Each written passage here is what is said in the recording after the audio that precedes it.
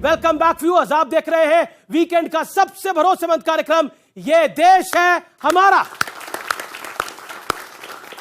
राजनीति में गिरती हुई भाषाई मर्यादा जो है निश्चित तौर पे चिंता का विषय है। कब्र खुदने की बात ठीक थी। सवाल ये है कि जो हमारे माननीय हैं, आदरणीय तो वो रहेंगे ही, क्या अनुकरणीय रह पाएंगे? सबसे बड़ा मसला ये है और इस पे चिंता करने की जरूरत है। हम ये कह रहे हैं कि ये जो बच्चे हमारे घर में बैठे, और माफ कीजिएगा आप भी इससे अछूते नहीं हैं, आप जैसे लोग यदि इस बात पर चर्चा करेंगे और इसको ज्यादा फैलाएंगे तो फिर ये चर्चा नहीं होनी चाहिए। नहीं, सुनिए, इसी का नतीजा है कि आज टेलीविजन डाइनिंग हॉल से निकल करके बेडरूम में चला गया है। इन बच्चों के सामने वो नहीं है। हम पहले डिबेट को सुनाते थे, बिल्कुल मैं सहमत हूँ वक्त साहब से, हम पहले बच्चों को सुनाते थे डिबेट, संसद में जो चर्चाएं चलती थी वो सुनाते थे। अब सवाल ये है, संसद में तो हम है नहीं। अब सवाल ये है, संसद में जो है उनको आप बोलिए, लेकिन आपने एक बात बोली, आपने एक लाइन, आपको मैं 2 लाइनें बोलने का मौका, आपने एक बड़ी अच्छी बात बोली। आपने बोला अम्मी जी देखिए आप लोग भी जिम्मेदार हैं। अच्छा, गाली किसी के प्रधानमंत्री के पिता के बारे में एक प्रवक्ता दे, मीडिया उसको चलाए भी ना, कोई कहे कब्र खुदेगी तो मीडिया उसे चलाए भी ना, कोई कहे राहुल की शक्ल किसी फलाने नेता से मिल रही है तो मीडिया उसे चलाए भी ना। मीडिया का काम है रिपोर्ट करना।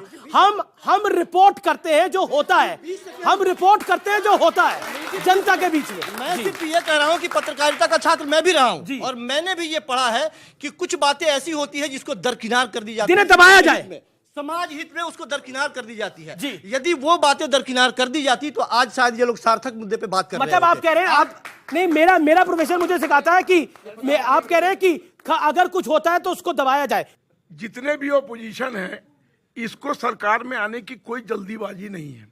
ये बार बार कुछ ऐसी हरकत करता है कि नरेंद्र मोदी जी का गोल खुद ही हो जाता है। अच्छा, एक बात, सुरेंद्र राजपूत 30 सेकंड, 1 सेकंड।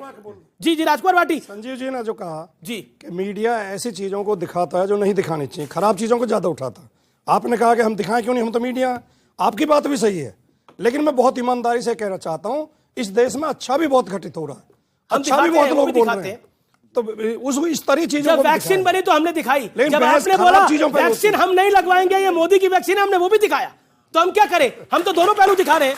हमने तो ये भी दिखाया कि हमने भारत ने वैक्सीन बनाई और उसमें लिख दिया सर्वे भवन्तु सुखिना कि पूरा और हमने वो भी दिखाया जो नेताओं ने बोला कि वैक्सीन हम नहीं लगाएंगे, ये नरेंद्र मोदी की वैक्सीन है, हमने वो भी दिखाया। तो ये जनता को पहचानना है कि कौन सही कौन गलत। हमारा काम है सच को पटल पे रख देना। गौरव भाटिया, मैं आपके पास आता हूँ। जी आऊंगा मैडम, मैं आऊंगा आपके पास आऊंगा। एक सेकंड सुरेंद्र राजपूत जी, गौरव भाटिया 30 सेकंड। आलोक जी ने एक बात कही और मैं जब भी बात करता हूं प्रयास ये रहता है तथ्यों में बात करूं।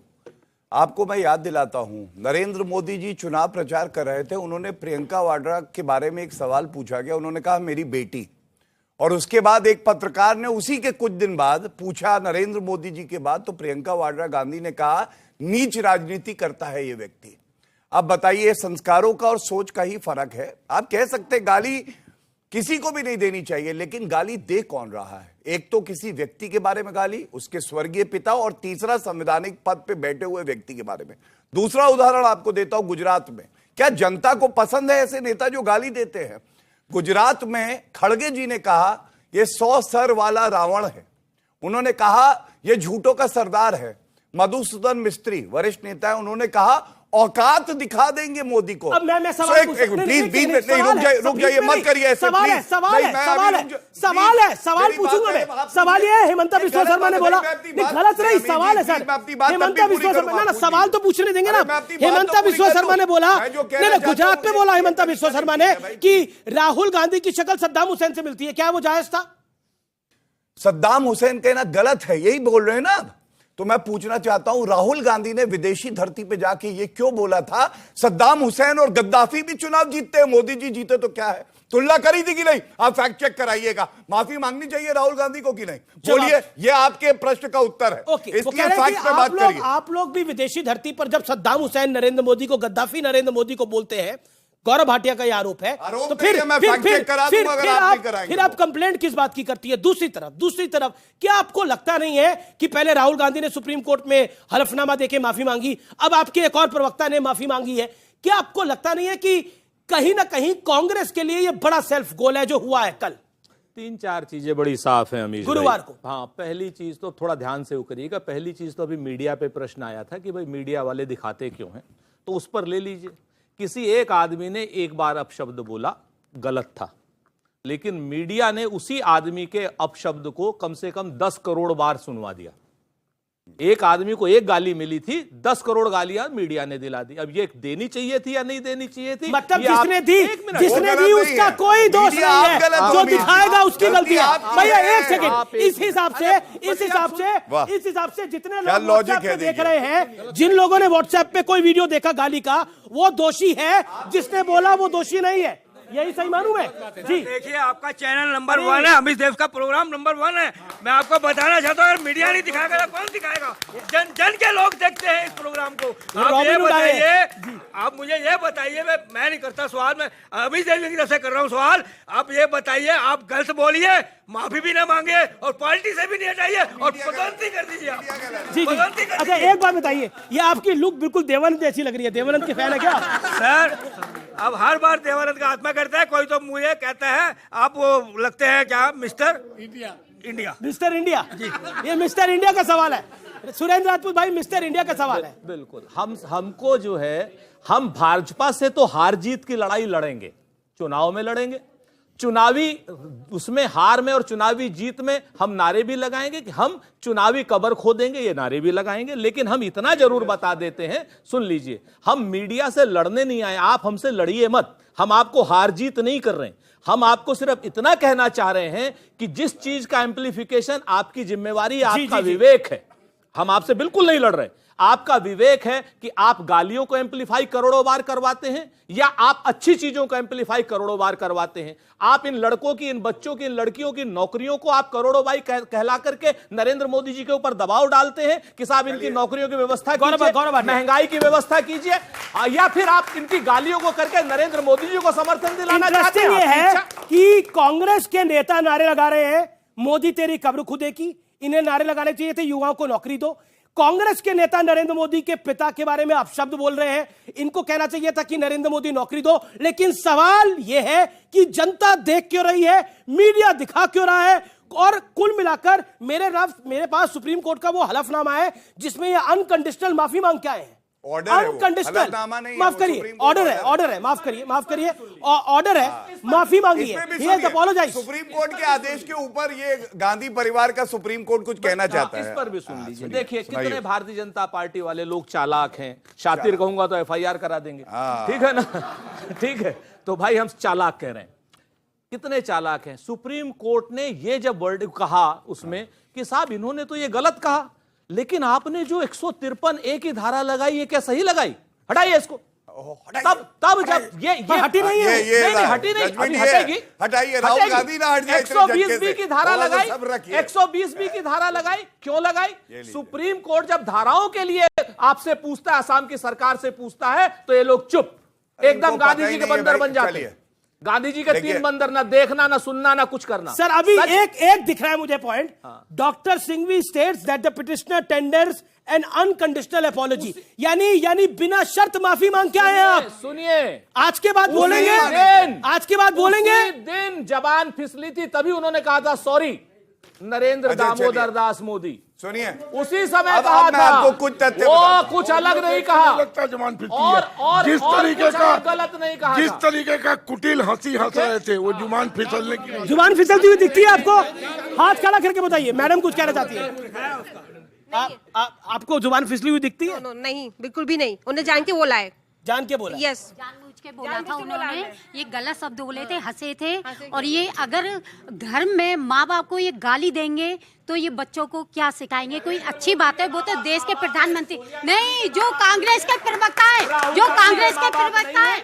मेरा इनसे सीधा सवाल है कि केवल 2024 के लिए रणनीति बनाई जा रही है बीजेपी के द्वारा, ये रणनीति बनाई जा रही है कि सिर्फ वोट बैंक, वो भाजपा ने बोला है। गौरव ये क्या, ये एक उनको बोलने की सवाल तो आप एक सवाल तो पूछ रहे हो पूरा। सुनिए, 2024 की रणनीति बनाई जा रही है, केवल वोट बैंक बनाया जाएगा जनता को। आप कह रही है पवन खेड़ा बीजेपी की वजह से सवाल पूछ रहे हैं सर? जी सर, मेरा केवल ये कि जो टारगेट किया जा रहा है एक पॉइंट को लेके, ये क्या हो रहा है भैया? सब गोलमाल है, सब गोलमाल है गौरव भाटिया। ऐसा है। अभी तक तो कहा जाता था कि विदेशों में मोदी जी की चल रही है, भाई कोर्टों में चल रही है, इलेक्शन कमीशन में चल रही है। अब कहा जा रहा है, अब कह रहे हैं, अब कहा जा रहा है ना मीडिया में भी चल रही है, आप कह रहे हैं। लेकिन अब ये कहा जा रहा है कि पवन खेड़ा में भी मोदी जी की चल रही है। देखिए, राहुल गांधी ने कहा नरेंद्र मोदी जी को डंडे मारे जाएं, चौकीदार चोर है, हमने बुलवा दिया। खड़गे जी ने कहा 100 सर वाला रावण, हमने बुलवा दिया। अभी पवन खेड़ा ने बोला हमने बुलवा दिया। कबर खुदेगी, हमने बुलवा दिया। अगर हम इतने शक्तिशाली हैं तो कांग्रेस पार्टी तो कब की खत्म हो गई होती। अभी भी 20-30 सीटें तो है, 50 सीटों पे। अब सुनिए अमीर जी, एक मिनट। जी सवाल। फिर सवाल है कि इलेक्शन आता है, तैयारी करते हैं 5 साल, लेकिन कोई भी इनका कांग्रेस पार्टी का प्रवक्ता हो, कोई भी कार्यकर्ता हो, ऐसी बात बोलता है कि उनकी सारी जो मेहनत होती है, चाहे वो यात्रा को लेकर बोल रहे राहुल गांधी, बिल्कुल एकदम पानी हो जाती है, खुद ही हार जाते हैं। इस सवाल पे ताली, इसकी क्या रणनीति है? इस सवाल पे ताली। ये एक बार बताइए, ये आप राहुल गांधी ने बड़ी मेहनत करी, राहुल गांधी ने भारत जोड़ो यात्रा करी, बड़ी मेहनत करी, राहुल गांधी ने बहुत बढ़िया काम किया। अब ये मट्ठा क्यों डाल रहे हैं आप सारे मिलकर? मट्ठा क्यों डाल रहे हैं? बहुत बढ़िया सवाल है अमीश भाई, और इसका बड़ी ईमानदारी से जवाब देता हूं कि हमारी पार्टी में आंतरिक लोकतंत्र है, सबको बोलने की स्वतंत्रता है। हमारी पार्टी बहुत पुराना हो गया। सुन लीजिए, अब बड़ा मसला है, आप हमसे लड़ते क्यों? नहीं, मैं लड़ नहीं रहा। अरे एक मैं बात कह रहा हूं बताओ, आपको, हम ये आपसे बड़ा नहीं पुराना हो गया। सुन लीजिए, हम आपसे नहीं जीत सकते भाई, हम भाजपा से जीतेंगे। हम आपसे नहीं जीतेंगे। हम आपको बहुत जिम्मेवारी से बताते हैं कि हमारी पार्टी में आंतरिक लोकतंत्र है। हमारी पार्टी नरेंद्र मोदी जी की तरीके से की पार्टी नहीं है कि जहां पर जो भी चीज पूछी जाए पीएमओ से या कहीं और से पूछ करके आई जाए। कभी कभी जबान भी फिसल जाती, कभी कभी मतांतर भी होता है, मतांतर भी हो जाता है। ये कहते हैं आंतरिक लोकतंत्र है, इसलिए ऐसा हो जाता है। नहीं, आंतरिक लोकतंत्र तो अपने वालों को गाली देंगे ना, आंतरिक लोकतंत्र का दूसरे को गाली दे रहे तो विपक्षी को गाली दे रहे, इसमें आंतरिक लोकतंत्र का आया? कहां छोड़ते हैं एक दूसरे को? ऐसा है। नहीं, ये तो बात मानेंगे आप भी, आपस में भी कहां कांग्रेस एक दूसरे को छोड़ रहे हैं? देखिए, एक बात बड़ी साफ सी है अमीश जी, एक बात बड़ी साफ सी है। अभी कुछ बातें कही गई, जिसमें एक बात कही कि वो सद्दाम हुसैन वाली बात, सद्दाम हुसैन नहीं कहा जाना चाहिए था, ठीक है, लेकिन आप एक बात ये भी तो बताइए, साइमल्टेनियस मोदी को हिटलर कहना तो आप ताली बजाएंगे कि बहुत अच्छा कहा भाई, विपक्ष का यही तो काम है, गाली देना।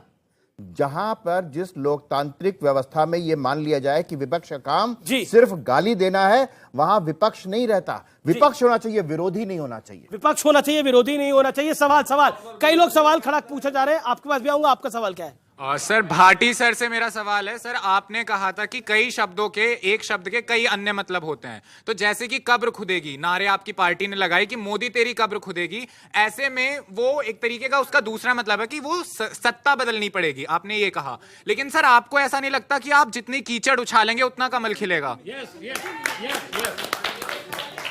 अगर कीचड़ उछालने से कमल खिलेगा ये अलग बात है, लेकिन कीचड़ है तो कीचड़ को कीचड़ कहा जाएगा। आप कहें कीचड़ का जिक्र ही ना करें। अभी पूछ रहे थे, बार बार पूछ रहे थे, मोदी जी ने किसके लिए अपशब्द बोले? मोदी जी उत्तर प्रदेश के चुनाव में 2019 में जब एसपी बीएसपी का गठबंधन था, भाषण में मंच से कह के आए थे ये सांप छछूंदर नेवला का गठबंधन है। ये भाषा क्या शोभनीय है? और योगी जी ने, इनके मुख्यमंत्री ने सदन के अंदर खड़े होकर विधानसभा के अंदर कहा मैं इन लाल टोपी वाले गुंडों को सुधार दूंगा। ये लोकतंत्र की भाषा है। गलतियां दोनों तरफ से होती हैं, लेकिन जो संजीव जी ने कहा, चर्चा एक तरफ की गलतियों पे होती है। मेरे साथी प्रवक्ता है संबित पात्रा जी, छत्तीसगढ़ में इनकी सरकार है, न्यायालय का आदेश लेके आया हूं, एफआईआर करी गई और उसको निरस्त किया गया क्योंकि राजनीतिक द्वेष से कार्रवाई हुई।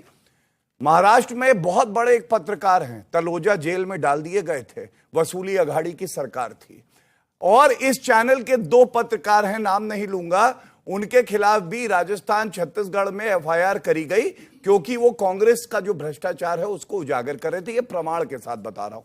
दूसरी बात, अभी सपा के प्रवक्ता ने बताया कि किस तरह से 3 अर्थ होते हैं। मैं आपको एक आजम खान का बयान सुनाता हूं।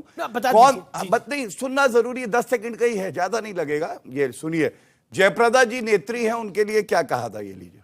मैं 17 दिन में पहचान गया कि इनके नीचे का जो अंडरवेयर है वो खाकी रंग का है। ठीक है, अब बताइए कि अभी दीजिएगा, मैं तो बीच में बोला भी नहीं, इसीलिए मैं रुका रहा। हाँ, तो अब ये जो एक्सरे आईज हैं आजम खान की, आजम खान पे कार्रवाई करने की हिम्मत है? संवैधानिक पद पे बैठे हैं। अखिलेश यादव ही अध्यक्ष है ना, न्यूज लेके आया हूं प्रमाण के साथ। गुजरात के जो 2 गधे हैं ना, उनको सबक सिखाया जाएगा। मैं बोलूंगा महानायक से, ये क्या था? गुजरात के 2 गधे, यशस्वी प्रधानमंत्री, यशस्वी मंत्री के बारे में आप अपशब्द बोलते हैं। तीसरा, लोकसभा की अध्यक्षा की कुर्सी पे थी रमा देवी जी। आजम खां बोले, तुम्हारी आंखों में देखता हूं, मन करता है देखता ही रहूं, देखता ही रहूं। और अखिलेश यादव बगल में बैठ के ठाके मार रहे थे।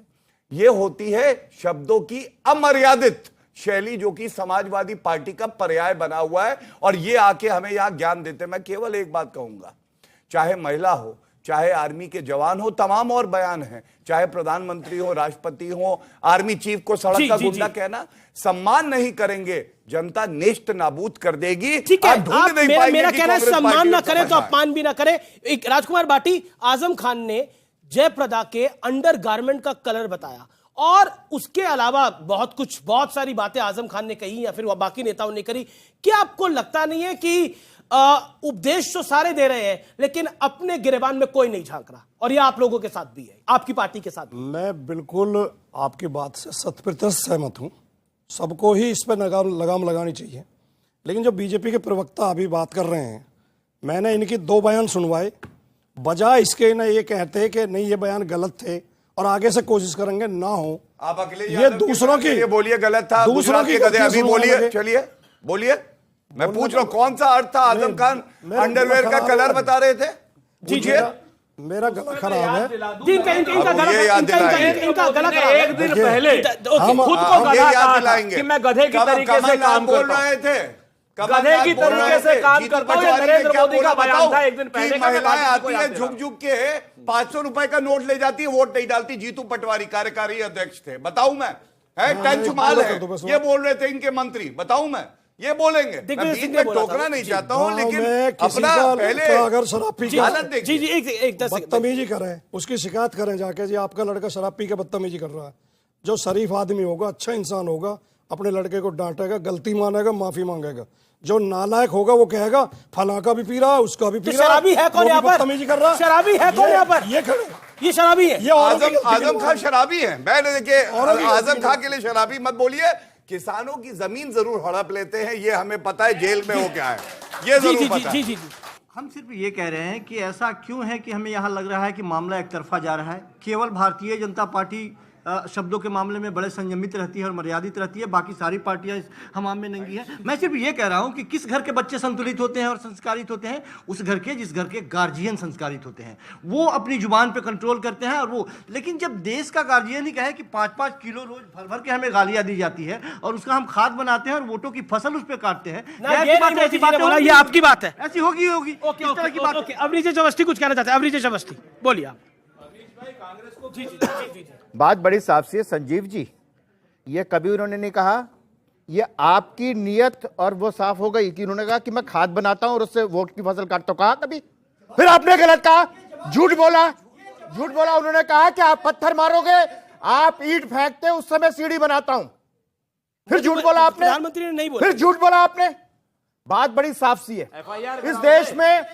आपने संजीव कौशिक गलत बोल रहे हो आप। आपने कहा तो नहीं, गलत बात है ये। नहीं, ये गलत बात है ये गलत बयान था। माफी मांगो। कभी नहीं बोला मैं वोट की फसल उगाऊंगा, वो कभी नहीं बोला। उन्होंने नहीं कहा, लेकिन आशा यही था। उन्होंने नहीं कहा।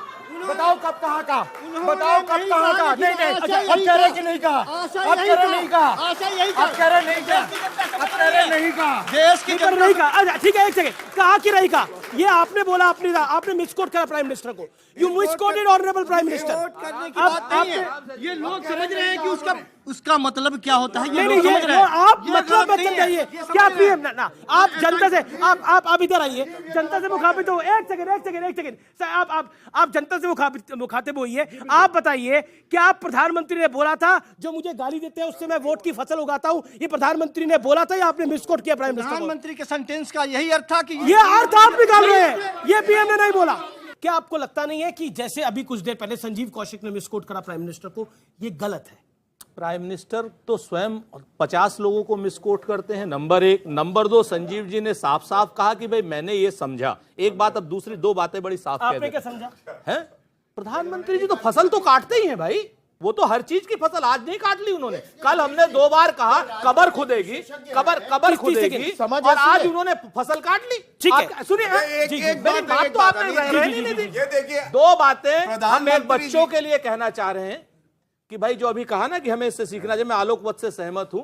और हम एक ही बात कहते हैं कि कांग्रेस वाले कि हम लाए हैं तूफान से कश्ती निकाल के, और इस देश को रखना मेरे बच्चों संभाल के। चलिए देखिए, प्रधानमंत्री जी ने फसल काटी, ये बता रहे हैं बिल्कुल, किसानों आज की काटी फसल काटने के लिए और हाँ, मियां खलीफा को और बिल्कुल। ग्रेटर थनबर्ग को ये- बता रहे हैं। हाँ। जी प्रधानमंत्री ने फसल काटी और उसके बाद मियां खलीफा किसान है प्रधानमंत्री कांग्रेस जी ने पार्टी के फसल लिए। काटी वाह। और उसके बाद उन्हीं किसानों से माफी चलिए। मांगी। 800 किसानों की हत्या के जिम्मेवार है प्रधानमंत्री। ओके ओके 800 किसानों संजीव की कौशिक हत्या ने की। माना, संजीव कौशिक साहब ने माना कि ये उनसे मिसकोट हुआ। बेसिकली ये सेड कि ये मैं अर्थ निकाला है, मैंने अर्थ निकाला है। मैं ऐसे राजनीतिक विशेषज्ञ को प्रधानमंत्री नहीं कहा, जो प्रधानमंत्री ने नहीं कहा उसकी अपनी मर्जी से एक अर्थ निकाल करके यहां आप जनता के सामने रख रहे हैं।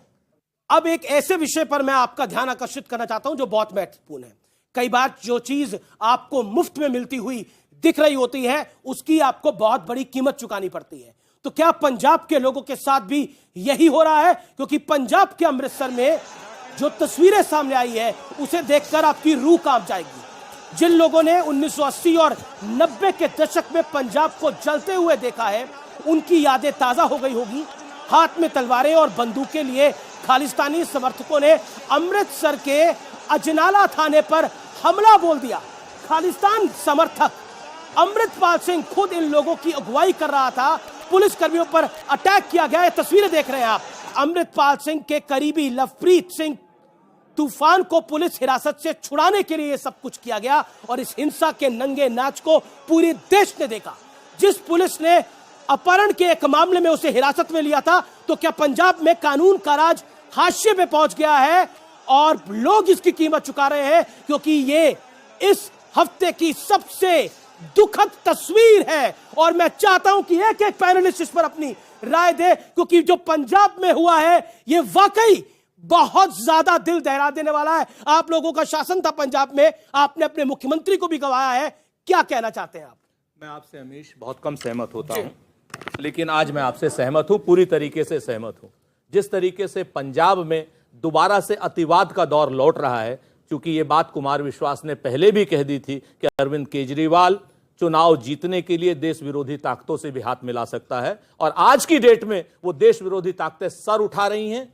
आज थाने पे कब्जा किया है उन लोगों ने, और पंजाब पुलिस को असहाय किया है, पंजाब पुलिस को बुरी तरीके से आतंकित किया है, और पंजाब पुलिस आज की डेट में डिमोरलाइज है। पंजाब पे गौरव भाटिया। देखिए, मैं इतना ही कहूंगा कि अराजक अपराध पार्टी का जो असली चरित्र है वो सामने आ रहा है।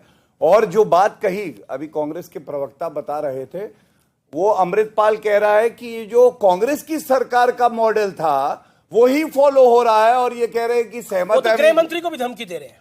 देखिए, मैं फिर कहूंगा, प्रधानमंत्री जी हंसने की बात है, ये हंसने की बात है। देश के गृह मंत्री को धमकी दे रहे, ये हंस रहे, ये इनकी हालत है। अमीर जी, गृह मंत्री को धमकी न दे तब तक उसके खिलाफ नहीं बोलेंगे। जी। उससे पहले अमृतपाल इनका सगे वाला है। अमृतपाल जी, मैं केवल इतना कहूंगा, तो सगे वाला अमीर जी ने कहा देश के गृह मंत्री को धमकी दी जा रही है। कांग्रेस का प्रवक्ता हंस रहा था। कांग्रेस का मैं प्रधानमंत्री जी की गौरव भाटिया पे हंस रहा है। अरे भाई क्या मैं ऐसे चर्चा, ये वो चिल्लाने वाले लोग हैं। आखिर वो अभी पता चले कबर खोदने लगे यहाँ पे हम दोनों की खोद, क्यों वो वाले लोग हैं। अरे डरते हैं सर, क्यों चिल्ला रहे? मैं इनके बीच आप उनसे डर रहे हैं, आप उनसे डर रहे हैं। बिल्कुल मत डरिए, दोनों गले मिलिए भैया जी। देखिए, मैं इतना ही कहूंगा, वर्दी का इकबाल और रसूख होता है, और ये नरेंद्र मोदी जी और योगी जी ने दिखाया है। और पंजाब में जो हो रहा है, वहां पे वर्दी गिड़गिड़ा रही है। ये हमारी हार है, लेकिन कोई माइका लाल नहीं है कि अराजकता फैला सके।